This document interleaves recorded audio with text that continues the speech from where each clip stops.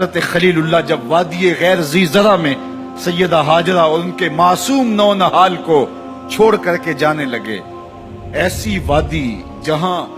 حیوانی وجود بھی نہیں تھا، نباتات بھی نہیں پائے جاتے تھے، پانی کا ایک قطرہ بھی دستیاب نہیں تھا، کالے سیاہ محیط پہاڑ جیسے فولاد پگھلا کے ڈال دیا ہو، وہ وادی جہاں دن کو بھی خوف آئے وہاں حضرت ہاجرہ نے راتیں بھی گزاری۔ کتنا دردناک لمحہ تھا جب سحری کا وقت ہوا، حضرت خلیل اللہ دعائیں دے کے رخصت ہونے لگے، حضرت ہاجرہ سلام اللہ نے آگے بڑھ کے اپنے شوہر نامدار کا دامن پکڑ لیا، تمسکت بیضیالہ، دامن پکڑ کے بولی میرے شوہر نامدار، اس محیب وادی میں، اس پہاڑوں کے دامن میں جہاں دن کو بھی خوف آئے، نو نحال معصوم کے ہمراہ مجھے چھوڑ کے کہاں جا رہے ہو؟ حضرت خلیل اللہ نے کوئی جواب نہیں دیا، پھر قدم اٹھایا تو زوجہ نے پھر دامن پکڑا، پھر وہی سوال، پھر کوئی جواب نہیں آیا، تیسری مرتبہ دامن پکڑا، خلیل اللہ کی جانب سے کوئی جواب نہیں آیا، تو خاتون خود بولی کیا اللہ کا حکم تو نہیں؟ تو حضرت خلیل اللہ نے کہا نعم، ہاں اسی کا حکم ہے۔ حضرت ہاجرہ نے دامن چھوڑ دیا، کہا جائیے خیر سے جائیے،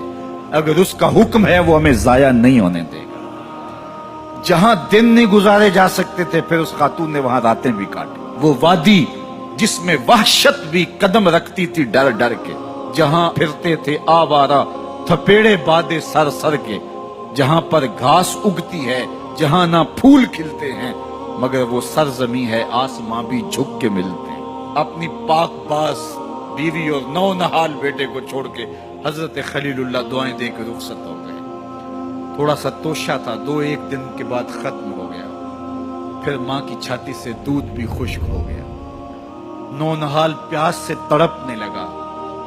ماں تو پھر ماں ہوتی ہے، تڑپتی ہوئی ممتا کا دل بے قرار ہوا۔ ایک پتھر کے سائے میں معصوم اسماعیل علیہ السلام کو لٹایا اور پانی کی تلاش میں جبل صفا پہ چڑھی،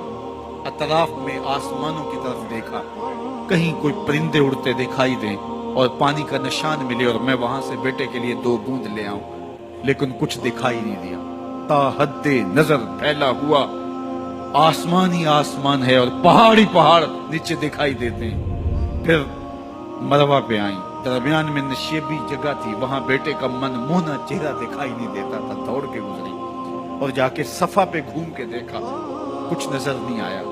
ادھر بھی دیکھ لیا ادھر بھی دیکھ لیا، لیکن ماں تھی، پھر دوبارہ صفا پہ آئی، صفا پہ دیکھا کچھ دکھائی نہیں دیا، پھر تڑپ کے مروہ پہ آئی،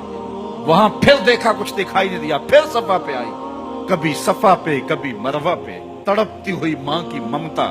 بے قرار دل،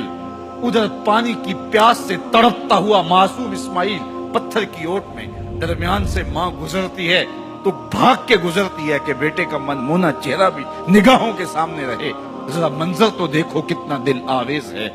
اللہ اکبر، سینوں میں پتے پانی ہو جائیں، پتھر بھی ہو تو پگھل جائے اس زہرہ گداز داستان سے، لیکن اللہ پر توکل اور ماں کی بے قراریاں، کبھی صفا پہ کبھی مروہ پہ، زبان پہ شکایت نہیں ہے۔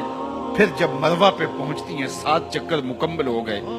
تو ادھر کیا دیکھا کہ معصوم اسماعیل ایڑیاں رگڑ رہا ہے۔ ماں کا دل ڈولنے لگا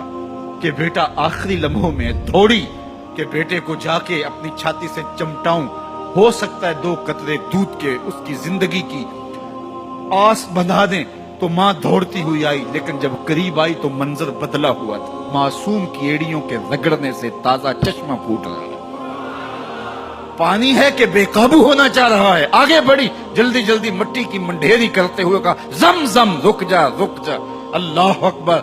ہاجرہ سلام اللہ علیہا نے حضرت اسماعیل کی محبت اور اپنے رب پر توکل کی انوکھی اور البیلی داستان رقم کی، کہا ہاجرہ تو نے بھی حد کر دی، لیکن قیامت تک تیری راہوں کو بھی جلوہ گاہ بنا دیں گے، یہاں نبی بھی دوڑیں گے، ولی بھی دوڑیں گے، غوث بھی دوڑیں گے، کتب اور ابدال بھی دوڑیں گے، شہنشاہ بھی دوڑیں گے، کج کلا بھی دوڑیں گے، یہ دوڑنا ہم عبادت بنا دیں گے، حتیٰ کہ امام الانبیاء بھی ان راہوں کی سائی کرتے رہے۔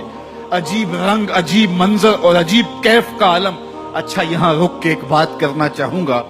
اگر آپ کی توجہ ہو، جہاں حضرت ہاجرہ دوڑی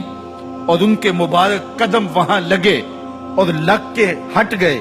عارضی نسبت ہے، مستقل نسبت نہیں ہے. جہاں ان کے قدم لگ کے ہٹ گئے وہ جگہ تو جلوہ گاہ بن گئی، اور جہاں حضور خود جلوہ فرما ہیں وہ گنبد خضرا جلوہ گاہ کیوں نہیں ہو سکتا؟